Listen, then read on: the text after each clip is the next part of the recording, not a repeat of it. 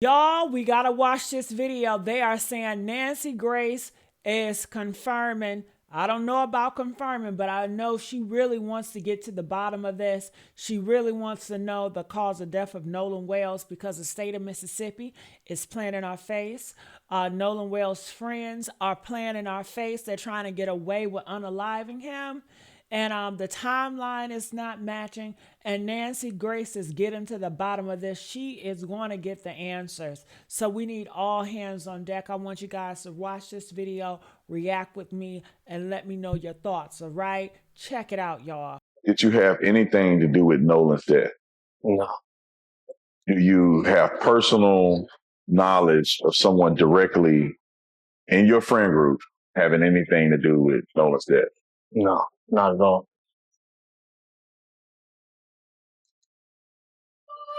Bombshell tonight in the investigation of the death of a young man, Nolan Wells. Death threats are flying. One actually says there's going to be blood, so much blood. Another death threat says don't go outside. How can anybody do their jobs when they're getting death threats? Not only that, we understand this case is headed to a grand jury. We also learned tonight that the state's autopsy is complete, but is being kept secret. Isn't an autopsy a public document? Why is it being kept hidden from us, the public? What is in that autopsy, the first autopsy of Nolan Wells? Good evening. I'm Nancy Grace. This is Crime Stories. I want to thank you for being with us. My mind. Because in my head, if I wasn't drinking, if I didn't get into that altercation, maybe I would be able to do something. Maybe I would have saw something. Maybe I would have told Nolan, hey, man, you're not going with that girl. Just come back with us. We're going back a little bit later. We can go meet up with the guys later. The young lady, Katie, that he was hanging out with, I saw a text message from her alluding to the fact that she never saw him get on that boat at all. They could have been saying, don't die or is it dead, referring to the bilge pump. Somebody would have seen something if there was a dramatic commotion like this occurring on that boat. I hope Nolan Wells died by accident. I'm not shutting down our Crime Stories investigation until I know.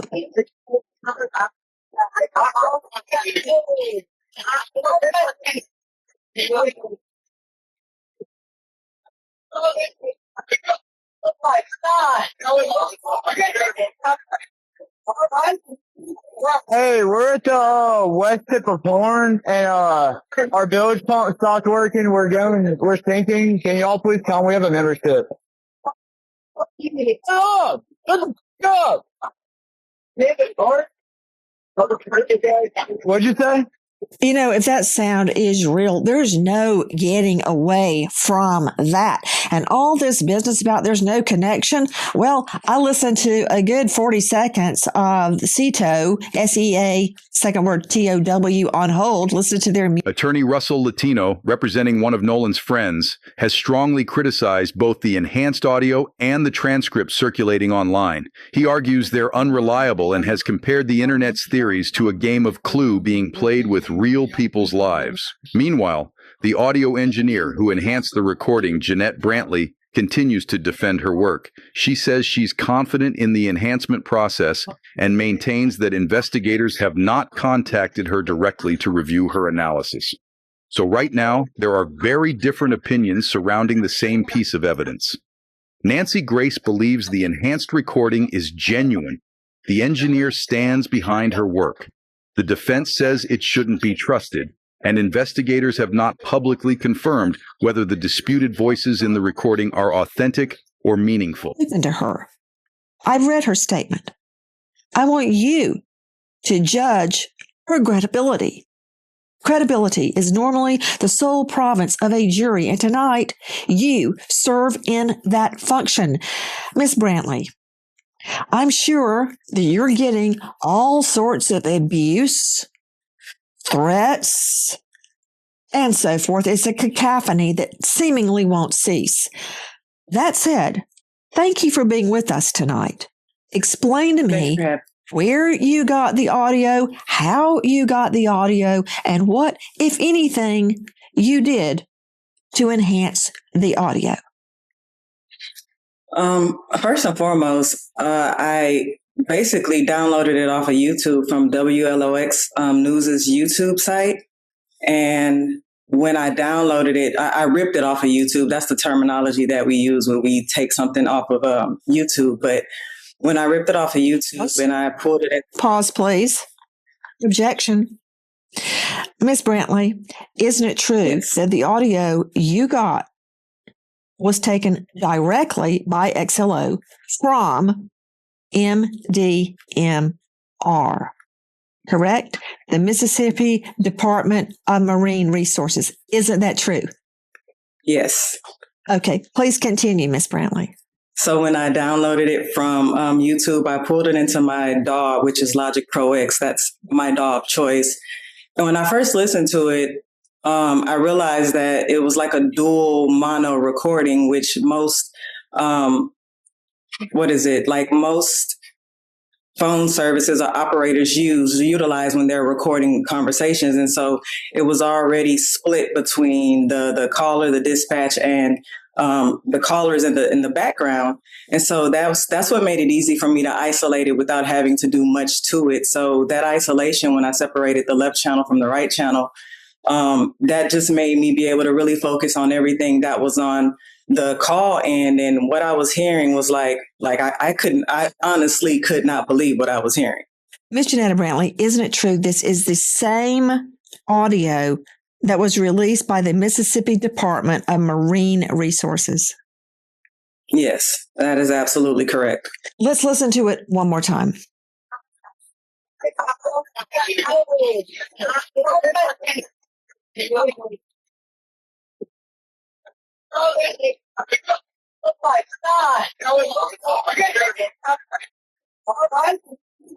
Hey, we're at the west tip of Horn, and our bilge pump stopped working. We're sinking. Can y'all please tell me we have a membership?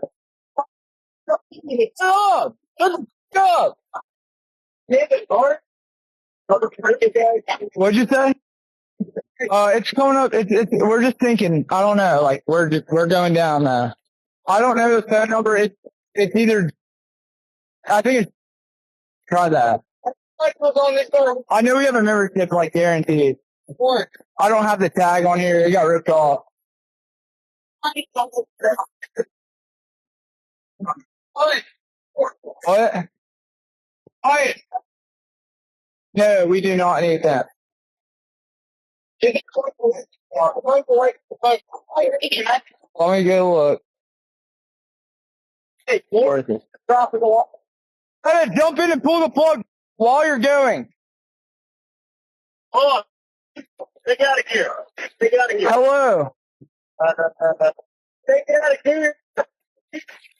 Okay, what's going on? What's up? We're at the west tip of Horn, and our bilge pump stopped working. We're sinking. Can y'all please come? We have a membership. Stop! Stop! David, Art?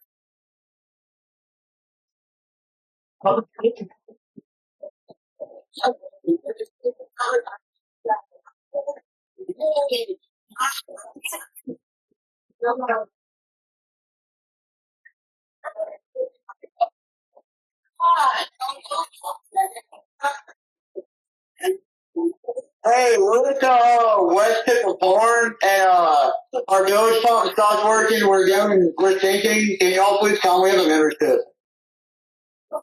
Stop! David, Art? David, Art?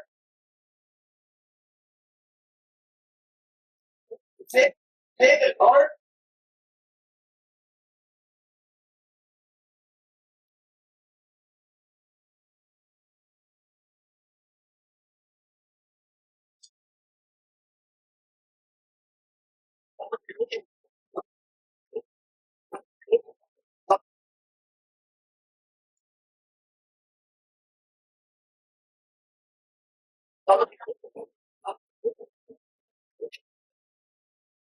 Back to Janetta Brantley joining us tonight, and she shows herself in that video showing what she is doing. What does adding EQ mean, Ms. Brantley? Adding EQ is basically selecting a certain frequency of the actual sound and either deleting or removing a certain noise, something that's problematic to the ear, deleting that or boosting that. That's literally all EQing is. What was your process, Janetta? Because I was sitting researching. It was early in the morning, like 5:45 a.m. several days ago, and I was researching the Nolan Wells case, and I saw the transcript as it was being played. And my husband was also up. He said, "What's wrong?" I'm like, if this is real, this changes everything. It changes everything. Because up until that point, it seemed as if Nolan's death could very well have been an accident. If this is real, it changes everything. It's seismic. What was your reaction when you heard these words, Janetta Brantley? I think at my core, I was in disbelief. I wasn't cleaning it or enhancing it to specifically look for or identify a crime or even point the fingers at anybody. I believe I wanted it to be an accident. I think a lot of us wanted it to be an accident. So when I heard those things, when I heard "Damn it, Bart," that name stood out to me because I hadn't even heard the name before.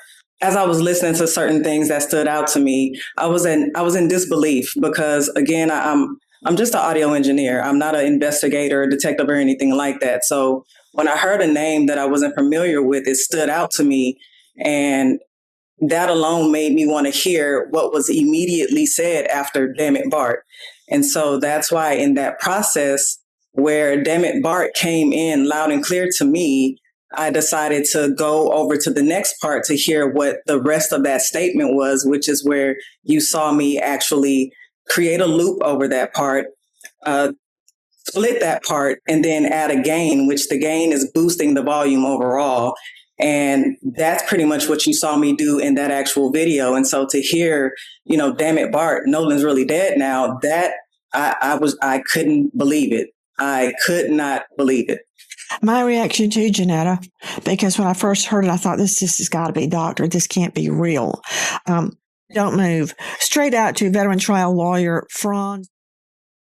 Just when the debate over that enhanced CETO audio seemed to be splitting into two camps, believe it or dismiss it, Nancy Grace weighed back in. In a post shared yesterday, she came down on one side. The audio, she said, is real, not doctored, not manipulated. Real. That directly contradicts what Nolan's friend's legal team has been saying for days. Attorney Russell Latino called the enhanced recording and the transcript that came with it illegitimate, comparing the online speculation to a game of clue people are playing with real lives. On the other side, the audio engineer behind the enhancement, Jeanette Brantley, has stood by her work, even as she says investigators still haven't reached out to her directly. So now you have a sound engineer standing by it, a defense attorney calling it doctored, and Nancy Grace publicly backing its authenticity, all before anyone with subpoena power has weighed in. Who's right?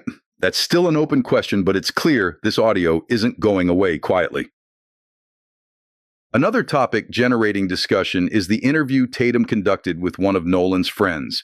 The interview offered insight into his perspective and has become a point of conversation online.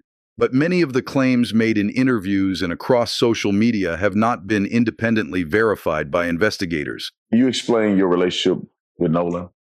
Yeah, I will. So his mom got on TV, as everybody has seen, and said that she didn't know me.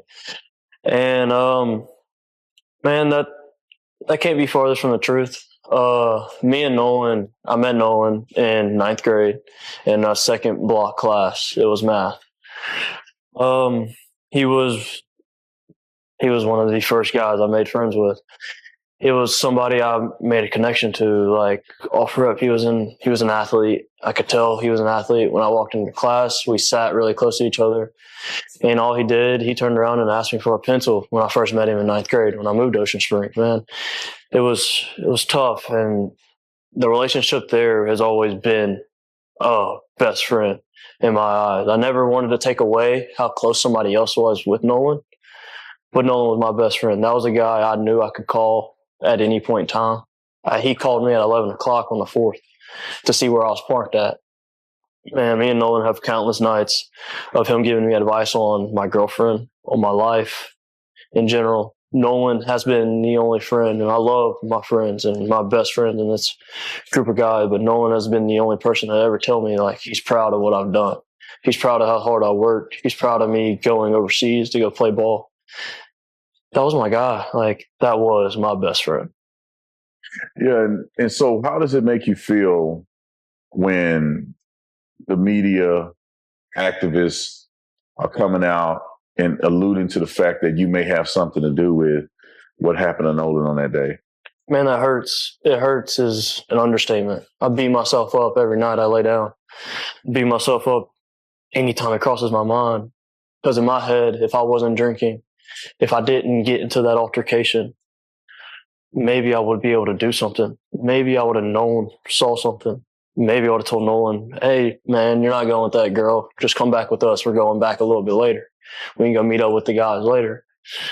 Maybe it just plays out different. And then the fact that they're going to play that is I'm already trying to mourn my friend's death as is, and I'm blaming myself for it. To put that in my head is a next level of hurt that can't be truly explained, because it's hard to put into words. Generally, it's backstabbing from a sense of a community that I thought I had with my skin color, and they stay so strong together, and I'm supposed to be one of them, but I'm up and I speak, and now I'm the person to blame. Now I'm not dark enough for them. I'm not black enough for them, and now I'm the issue. It doesn't make sense. In my head, it doesn't make sense. Was Nolan, I mean, obviously you were in the friend group, but the way the media makes it seem is that almost as if Nolan was the only black person in this whole friend group. Now, they don't even mention you. They don't bring you up in this whole thing when it comes to, what happened at Horn Island. So what's your take on Nolan being, presented as like the only black kid in a group of all these white boys?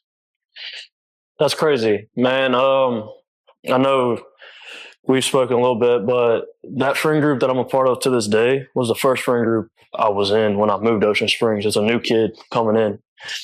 I never knew any of them. I known one kind of, sort of, back from grade school because we went to the same private school together. But that was it. And him being the only black person, minority, any of that measure is insane. Our friend group is diverse from the max. Like, we have a mixed guy. I mean, we had Nolan in our friend group. There's an Asian a part of our friend group. There's a Latino that they're trying to perceive as white. He's truly authentic Mexican. His parents are from Mexico. They came over legally and they did everything right, and he's been here since. It blows my mind because our friend group is not a friend group that sees race. Our friend group sees what good you do for other people, what good you bring, and how the type of person you truly are. The photo we keep showing you is on page 12 of the United Cajun Navy report. It shows 3 boats and more anchored side by side. Boat number 3, the Palm Beach, and also the Triton, we believe, which is the boat that took Nolan to Horn Island. It's also the boat that reportedly leaves, according to the occupants, without Nolan. They claim they begged him to board their vessel, but he said no. Let me understand this. According Caitlin Becker, according to the mysterious Katie, not that mysterious because her sister has posted and we've obtained her photo, we think. She says he left with his friends. They say he stayed with her. Okay, that's a problem. Yep. That's a problem. And there are also quite a few friends that he had come out with. So the Triton that he was on, there were 3 or 4 people on that particular boat. That's the one that he had come out on, and the one that his friends say, we asked him to get back on the boat. He didn't get back on the boat. His phone was on the boat. We left. We took on water. We needed help. He said he was going to stay to talk to this mysterious, as you said, Katie. Mysterious Katie says that she talked to him for a minute. It was no big deal. Then his friends called him back, and that's where he went. And she just assumed he went back on the boat with his friends. The issue I think that we're running into here is that the friends weren't just the 4 that you're seeing right here. There were multiple boats, 3 boats full of friends that came out. So could he have been going back to a second boat full of his friends while the Triton was gone, or were they referring to the Triton itself? That, I think, is where the biggest bit of confusion lays. Dave Mack, question. Dave Mack, Crime Stories investigative reporter, didn't at the get-go the friends on the boat state they didn't know the name of the girl? They didn't know who she was. They had never seen her before. I'm paraphrasing. We can look up their exact words. Then, does it turn out they're actually texting with her about where is Nolan?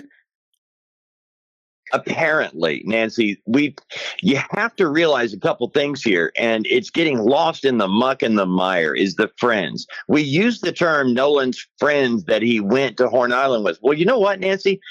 Many people have said that he didn't know Katie, they didn't know Katie before that day, and that Nolan just started talking to her. But now it appears that they, being the group of friends, were communicating with Katie and knew who she was, and that during the... Then why would they say they didn't know who she was? Call her some girl, a girl. Well, here's the problem, Nancy, is I keep hearing friends, but you realize that Nolan, he went out to Horn Island on a boat. You know, Warren Hudson has talked a lot. He's been with Officer Tatum talking about, his best friend Nolan and the whole thing. But first of all, Warren did not go to Horn Island on the same boat as Nolan Wells.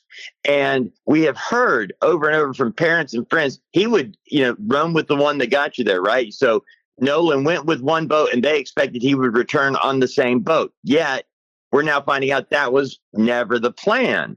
He was never going back on the same boat that took him to the island. So when we talk about this group of friends, Nancy, they were scattered on 3 or 4 different boats. And we keep focusing on the one with the bilge pump problem. But now, what boat was Nolan Wells supposed to be going back to the mainland? We know he didn't ride with Warren Hudson to the island. So where was he supposed to be on? But many of the claims made in interviews and across social media have not been independently verified by investigators. As with every aspect of this case, it's important to separate confirmed facts from personal opinions and ongoing speculation. For now, the investigation continues. The enhanced audio remains disputed. The official autopsy is still sealed. And many of the questions that have captivated the public remain unanswered. As always, we'll continue following the facts as they emerge and bring you verified updates as soon as they're available. Yeah, I want to get a few more details. I'm sorry. I know that. Yeah, go ahead. I know that you were all over the news because there was a perceived fight. People, this is the thing that gets me, and I want to clarify this. When I saw the video that they put out on the internet claiming that Nolan was saying, "Give me my effing phone back," Nolan's coach came out and said immediately he knew it wasn't Nolan's voice. And obviously it wasn't Nolan's voice because you were the one that was yelling, in there yelling, and you got into an altercation with somebody. What happened after that? Like, put me in your place where the fight is over, whatever happened. Nolan is somewhere, you're somewhere, you're hanging out. And when was the last time that you saw Nolan before you left Horn Island? So After the fight, I didn't stay on Horror Island much longer. So the objective, I was really upset. So with you hear me yelling, my uncle had told me to get on the boat and wouldn't let me back off the boat. Obviously, I was really mad and I wanted to fight. Wasn't a good wasn't smart, man. And so I was on the boat, I'm yelling, and shortly after that, I left the island. I left probably 30 to 45 minutes after I got into a fight. We started to pack up and left because I was so upset. As Javon mentions, that they were ready to get me back to land because I was really mad. I was genuinely really mad. But the last time I saw Nolan, I was walking to the boat. This was before the fight. It's me and my old lady. We had just got out of a group of people. Nolan was walking towards Wyatt's boat. I was walking in the opposite direction towards my boat. And I dabbed Nolan up. I made a slick comment about something, actually about the girl that he was with. I made a slick comment to him. I was joking around, and I kept going. And not even 10 minutes after that is when I got into a fight. The last thing I told Nolan was, all right, buddy, I love you. See you later. And I'm glad I said it. I had been under the influence a little bit, and that's probably why I did say it at the time, just, getting all lovey-dovey, but I'm at peace. I said it. I'm glad I said it. That was my last encounter with Nolan. I was telling him I love him. Did you have so you leave the island, did you have any encounters or association with these phones, with the keys? Did you have any connection to any of that? I did not. So what I know, I got my first phone call from Warren at about 9:20. I didn't answer it. I was asleep. I'd been on the boat all day. I didn't feel like going to party anymore. I went to bed. So I got my first phone call about 9:20. And I didn't wake up again until a little after 11 o'clock.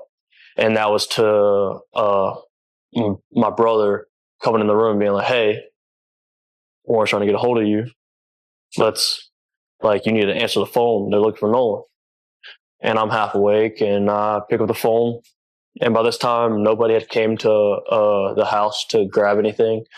And Warren gets on the phone, and he's just like, hey, man, he was like, hey, have you talked to Nolan? Anything else? I was like, no, I haven't talked to him, man. He was with that girl last time I knew. And he was like, okay. He was like, man, we can't get a hold of him. We don't know where he's at. And I was like, man, it's Nolan. He's probably just out somewhere with that girl. Like, get a hold of the girl, you'll probably find Nolan. It's no big deal. And he was like, all right. He was like, but we're starting to freak out. We're getting on the phone with Coast Guard. I was like, okay. And at that time, he had already talked to his mom, Nolan's mom. And he was getting on the phone with the Coast Guard. And I need to be specific about this. I did not call Warren's phone. I called another one of our buddies' phone, and it was on speakerphone. They were all together. I was talking on my other buddy's phone, talking to Warren. He was dialing Coast Guard because he hung up the phone and was like, hey, this is them, bye, and hung up the phone. And that was the last time I talked to him until the next morning when we all decided, when I woke up about 7 o'clock that morning, we had all decided that we were going to go out on the boat and go look for Nolan. Wyatt had already had his boat still in the water. We took that boat out. It was what day are we talking?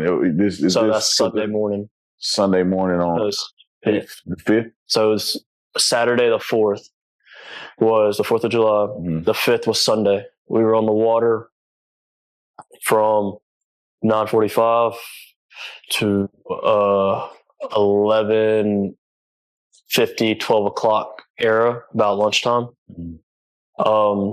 While we were on the water, we talked to a rescue guy, and he told us to get off the water and said that they kind of had the island and the water under control. That's the professionals, man. Yeah.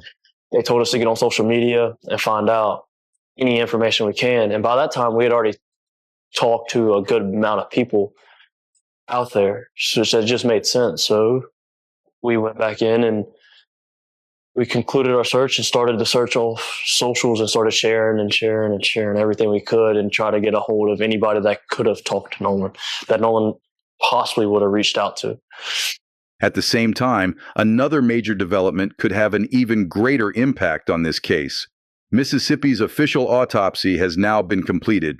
However, the report remains under seal and has not yet been released to the public. According to reports, it's expected to become part of the evidence reviewed by a grand jury before any public disclosure is made. This is especially significant because the independent autopsy requested by Nolan's family was unable to determine a definitive cause or manner of death. The forensic pathologist explained that decomposition limited what could be determined and said that while foul play could not be ruled out, there also wasn't enough evidence to officially classify the death as a homicide. That means the official autopsy